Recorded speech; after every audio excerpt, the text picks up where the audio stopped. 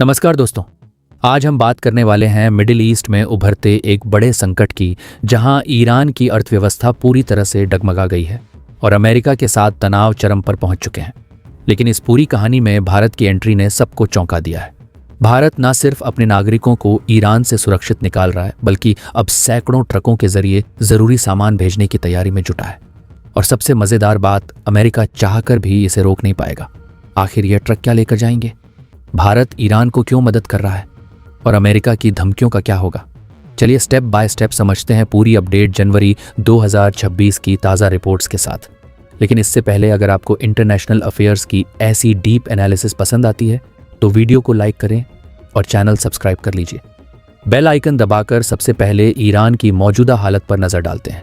जनवरी 2026 तक ईरान अपने इतिहास के सबसे गहरे आर्थिक संकट से गुजर रहा है। इंटरनेशनल मॉनेटरी फंड IMF के अनुमान के मुताबिक 2026 में ईरान की औसत मुद्रास्फीति दर 41.6% रह सकती है, जो 2025 के अंत में 42.4% से 52.6% तक पहुंच चुकी थी। मतलब महंगाई इतनी ज़्यादा कि आम आदमी का जीना मुश्किल हो गया है। खाने पीने की चीज़ें 60 से 72% तक महंगी हो चुकी हैं और बेरोजगारी 19.7% पर पहुंच गई है। दोस्तों, अब बात करते हैं ईरानी रियाल के ऐतिहासिक पतन की। जनवरी 2026 की शुरुआत में अनऑफिशियल ब्लैक मार्केट में एक अमेरिकी डॉलर की कीमत 1.4 मिलियन से 1.47 मिलियन रियाल यानी 14 से 15 लाख रियाल तक पहुंच गई है। यह आंकड़े अल जज़ीरा, न्यूयॉर्क टाइम्स और ईरान इंटरनेशनल जैसी रिपोर्ट्स से हैं। दिसंबर 2025 में रियाल 1.45 मिलियन पर पहुंचा था और अब यह गिरावट जारी है। दोस्तों, जनवरी 2026 में ईरान की अर्थव्यवस्था सचमुच तबाही के कगार पर खड़ी है। ब्लैक मार्केट में एक अमेरिकी डॉलर की कीमत अब 1.4 मिलियन से 1.47 मिलियन रियाल तक पहुंच चुकी है। यानी पिछले कुछ महीनों में रियाल की वैल्यू 40 से 50% तक और गिर गई है। IMF की रिपोर्ट्स के मुताबिक 2025 में इन्फ्लेशन 42.4% से बढ़कर दिसंबर में 52.6% हो गई और 2026 में भी यह 41.6% के आसपास रहने वाली है। खाने पीने की चीज़ें 70 से 72% महंगी हो चुकी हैं। लोग बाजार में जाकर सिर्फ देखते रह जाते हैं क्योंकि जेब में पैसे की कोई कीमत नहीं बची। यह सिर्फ आंकड़े नहीं बल्कि लाखों ईरानी परिवारों की रोज़मर्रा की जंग है, जहां अब भूख, बेरोजगारी और सरकार पर गहरा गुस्सा सड़कों पर उतर आया है। दोस्तों, जनवरी 2026 में हालात और भी भयावह हो गए हैं। तेहरान के ग्रैंड बाजार से शुरू हुए विरोध अब 100 से ज्यादा शहरों और कस्बों तक फैल चुके हैं। रिपोर्ट्स के मुताबिक दिसंबर 2025 में इन्फ्लेशन 52.6% पर पहुंच गई थी और रियाल ब्लैक मार्केट में 1.42 मिलियन से 1.47 मिलियन तक गिर चुका है। यानी पिछले 6 महीनों में इसकी वैल्यू 50% से ज्यादा घटी है। लोग अब सिर्फ भूख और महंगाई से नहीं लड़ रहे बल्कि रिजीम के खिलाफ डेथ टू डिक्टेटर जैसे नारे लगा रहे हैं। सैकड़ों मौतें हो चुकी हैं। इंटरनेट ब्लैकआउट के कारण सही आंकड़े छिपाए जा रहे हैं। लेकिन यह संकट अब सिर्फ आर्थिक नहीं, यह राजनीतिक विद्रोह बन चुका है। इस वजह से ईरान में बेसिक गुड्स की कीमतें आसमान छू रही हैं। खाने का सामान 70% तक महंगा हो गया है। लोग बाजार में जाकर चीज़ें देखते हैं और हाथ मलते रह जाते हैं। यह सिर्फ नंबर नहीं बल्कि लाखों परिवारों की जिंदगी का संकट है, जहां अब लोग भूख से लड़ रहे हैं और सरकार पर भरोसा खत्म हो चुका है। सबसे खराब हाल ईरानी रियाल का है। जनवरी 2026 में एक अमेरिकी डॉलर की कीमत 14 लाख से 15 लाख रियाल तक पहुंच गई है, जो ऐतिहासिक निचले स्तर पर है। यानी ईरान की करेंसी की वैल्यू इतनी गिर चुकी है कि विदेशी बाजारों में कोई इसे छूना नहीं चाहता। इसकी वजह से पूरे देश में विरोध प्रदर्शन छिड़ गए हैं, जहां हजारों लोग सड़कों पर हैं और रिज्म चेंज की मांग कर रहे हैं। रिपोर्ट्स के मुताबिक अब तक सैकड़ों मौतें हो चुकी हैं।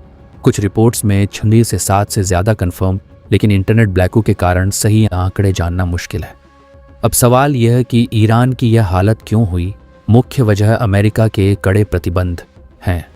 अमेरिकी राष्ट्रपति डोनाल्ड ट्रंप ने ईरान पर बार बार हमले की धमकी दी है, खासकर प्रदर्शनकारियों पर क्रैकडाउन को लेकर। जनवरी 2026 में उन्होंने ट्रुथ सोशल पर पोस्ट किया। ट्रंप की धमकियां अब सिर्फ शब्द नहीं रह गई। जनवरी 2026 की शुरुआत में ट्रुथ सोशल पर उन्होंने दोबारा पोस्ट किया। If Iran violently kills peaceful protesters, the United States of America will come to their rescue. We are locked and loaded and ready to go. उन्होंने यहां तक कहा कि 12 से 48 घंटों में एक्शन हो सकता है और पेंटागन ने ईरान पर नए स्ट्राइक ऑप्शंस की ब्रीफिंग भी दी है। ईरान की तरफ से फॉरेन मिनिस्टर और IRGC ऑफिशियल्स ने इसे रेड लाइन करार दिया और चेतावनी दी कि कोई भी अमेरिकी इंटरफेरेंस पर उनके बेसिस टारगेट होंगे। ये तनाव अब मिलिट्री लेवल पर पहुंच चुका है, जहां दुनिया सांस रोककर देख रही है कि क्या मिडिल ईस्ट में नया बड़ा कॉन्फ्लिक्ट शुरू होने वाला है। उन्होंने कहा है कि अगर ईरान प्रदर्शनकारियों को मारना बंद नहीं करता तो अमेरिका प्रोटेस्टर्स की मदद करेगा और ये 12 से 48 घंटों में हो सकता है। ट्रंप ने यहां तक कहा कि वे मिलिट्री एक्शन पर बहुत गंभीरता से विचार कर रहे हैं। रिपोर्ट्स के मुताबिक पेंटागन ने ईरान पर स्ट्राइक्स के नए ऑप्शंस पर ब्रीफिंग दी है। ईरान की तरफ से फॉरेन मिनिस्टर और सिक्योरिटी ऑफिशियल्स ने इसे रेड लाइन बताया और चेतावनी दी कि कोई भी इंटरफेरेंस पर अमेरिकी बेसिस टारगेट होंगे। इसके अलावा ट्रंप ने घोषणा की है कि जो भी देश ईरान से ट्रेड करेगा उस पर 25% एक्स्ट्रा टैरिफ लगेगा।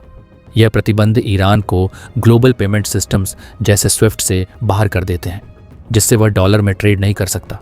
पहली बार 2012 में ओबामा के समय ऐसा हुआ। फिर 2018 में ट्रंप ने JCPOA डील तोड़ी और मैक्सिमम प्रेशर पॉलिसी अपनाई। नतीजा ईरान का तेल एक्सपोर्ट गिरा और अर्थव्यवस्था चरमरा गई। लेकिन यहाँ भारत की एंट्री हो जाती है। भारत ईरान का पुराना ट्रेड पार्टनर रहा है, खासकर तेल के लिए। 2009 से 10 में भारत ने ईरान से हजारों metric ton crude oil import किया था और 2019 में वैल्यू $2.8 बिलियन तक पहुंची। सैंक्शंस के बावजूद भारत ने ट्रेड जारी रखा। कैसे? रुपए पेमेंट मैकेनिज्म के जरिए। जब डॉलर में पेमेंट मुश्किल हुआ तो भारत ने UCO बैंक में वॉस्ट्रो अकाउंट खोला। भारत ईरान से तेल खरीदता और रुपए में पेमेंट करता। फिर ईरान उन रुपयों से भारत से चावल, चाय, दवाएं और इंजीनियरिंग गुड्स खरीदता। ये जुगाड़ अमेरिका को हैरान कर देता है। भारत और ईरान के बीच सालों पुराना ट्रेड अब भी मजबूती से खड़ा है, क्योंकि हमने अमेरिकी सैंक्शंस को चकमा देने का जुगाड़ निकाल लिया है। रुपए में पेमेंट UCO बैंक के वॉस्ट्रो अकाउंट के जरिए भारत ईरान से तेल खरीदता है रुपए में, और ईरान उन रुपयों से भारत से चावल, चाय, दवाएं, शुगर और फार्मास्यूटिकल्स खरीदता है।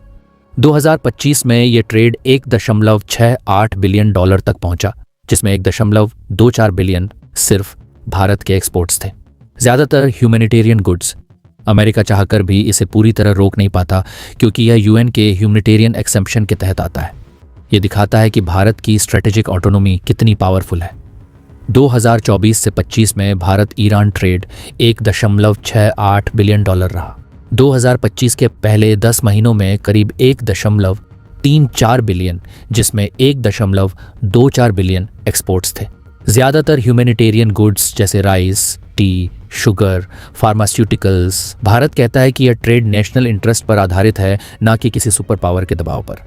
अब सबसे बड़ा ट्विस्ट, भारत अब सैकड़ों ट्रकों से ईरान को सामान भेजने की तैयारी कर रहा है। ये ट्रक गोला बारूद नहीं, बल्कि फूड आइटम्स, दवाएं और ज़रूरी मेडिकल सप्लाई लेकर जाएंगे। क्यों? क्योंकि ईरान की महंगाई और गरीबी से लाखों लोग प्रभावित हैं और भारत ह्यूमैनिटेरियन ट्रेड के नाम पर यह कर रहा है।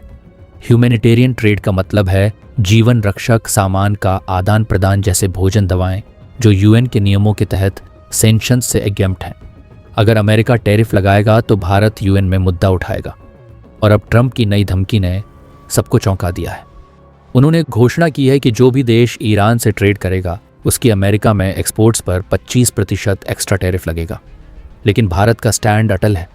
हमारा ईरान के साथ ट्रेड मुख्य रूप से ह्यूमैनिटेरियन है।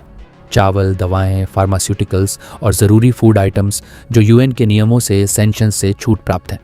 कॉमर्स सेक्रेटरी ने साफ कहा है कि यह ट्रेड मिनस्कुलिया है और ईरान के लोगों की बुनियादी ज़रूरतों के लिए है। इसे पॉलिटिसाइज नहीं किया जाना चाहिए।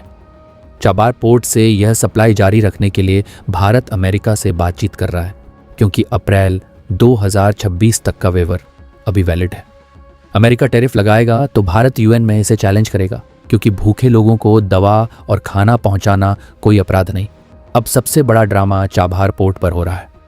जनवरी 2026 में भारत इस पोर्ट को ऑपरेट कर रहा है, क्योंकि यूएस ने अक्टूबर 2025 में 6 महीने का कंडीशनल वेवर दिया है जो 26 अप्रैल 2026 तक वैलिड है। भारत यूएस से बातचीत जारी रखे हुए है ताकि वेवर एक्सटेंड हो जाए। इसी चाप से IESTC कॉरिडोर के जरिए भारत पाकिस्तान को बाईपास करके अफगानिस्तान और सेंट्रल एशिया तक पहुंच बना सकता है। और अब सैकड़ों ट्रकों की तैयारी। ये ट्रक गोला बारूद नहीं बल्कि चावल, दवाएं, मेडिकल सप्लाई और ज़रूरी फूड आइटम्स लेकर ईरान जाएंगे। ह्यूमैनिटेरियन मदद के नाम पर यह पूरी तरह लीगल है और अगर अमेरिका 25% टैरिफ लगाएगा तो भारत UN में मुद्दा उठाकर इसे चैलेंज करेगा। अमेरिका की धमकियां हैं लेकिन भारत पीछे नहीं हट रहा। चाबहार पोर्ट पर काम कर रहा है जो अफगानिस्तान और सेंट्रल एशिया के लिए गेटवे है। यूएस ने अप्रैल 2026 तक वेवर दिया है। अक्टूबर 2025 में 6 महीने का कंडीशनल वेवर जारी किया गया जो 26 अप्रैल 2026 तक वैलिड है। भारत अभी भी इस पोर्ट को ऑन पट कर रहा है और यूएस से बातचीत जारी है ताकि वेवर एक्सटेंड हो। इससे भारत पाकिस्तान को बाईपास कर ट्रेड बढ़ा सकता है। यह इंस्टक international north south transport corridor सिंडा का हिस्सा है। भारत अपनी स्ट्रेटेजिक ऑटोनॉमी पर अड़ा है। हम ईरान के लोगों की मदद जारी रखेंगे चाहे अमेरिका कितना भी प्रेशर डाले। दोस्तों, 2026 भारत के लिए वह साल है जहां हमारी फॉरेन पॉलिसी की असली परीक्षा हो रही है। एक तरफ ट्रंप की 25% टैरिफ और मिलिट्री एक्शन की धमकियां, दूसरी तरफ ईरान के आम लोगों का इंसानी संकट, भूख, महंगाई और मौत। लेकिन भारत का स्टैंड बिल्कुल क्लियर है। हम ह्यूमैनिटेरियन मदद से कभी समझौता नहीं करेंगे। चाबहार, रुपए पेमेंट और IESTC जैसे प्रोजेक्ट्स दिखाते हैं कि भारत अब कोई छोटा देश नहीं, हम एक ग्लोबल पावर हैं जो अपने नेशनल इंटरेस्ट, मानवता और स्ट्रेटेजिक ऑटोनॉमी को साथ लेकर चलते हैं। अगर हम ईरान को सपोर्ट जारी रखेंगे तो सेंट्रल एशिया में हमारी पकड़ मजबूत होगी और दुनिया देखेगी कि भारत अब किसी के दबाव में नहीं आता। दोस्तों, 2026 की यह स्थिति भारत के लिए सबसे बड़ी डिप्लोमेटिक टेस्ट है। एक तरफ अमेरिका का प्रेशर और 25% टैरिफ की धमकी, दूसरी तरफ ईरान के लोगों का इंसानी संकट। लेकिन भारत का स्टैंड क्लियर है, ह्यूमैनिटेरियन मदद, किसी से समझौता नहीं। हमारी पुरानी पार्टनरशिप, रुपए पेमेंट सिस्टम और चाबहार जैसे प्रोजेक्ट्स दिखाते हैं कि भारत इंडिपेंडेंट फॉरेन पॉलिसी चलाता है। अगर हम ईरान को छोड़ देंगे तो सेंट्रल एशिया में हमारी पहुंच कमज़ोर होगी, लेकिन अगर मजबूती से खड़े रहेंगे तो दुनिया देखेगी कि भारत अब कोई छोटा प्लेयर नहीं। हम ग्लोबल पावर हैं जो मानवता और नेशनल इंटरेस्ट दोनों को साथ लेकर चलते हैं। तो दोस्तों, सवाल यह है कि क्या भारत को ईरान के साथ ट्रेड बढ़ाना चाहिए या अमेरिका के दबाव में आना चाहिए? मेरी राय में भारत का स्टैंड मजबूत है। ह्यूमैनिटेरियन मदद से कोई समझौता नहीं। आप क्या सोचते हैं? कमेंट्स में बताएं और हाँ, इस वीडियो को शेयर करें ताकि ज़्यादा लोग जान सकें। अगली अपडेट के लिए सब्सक्राइब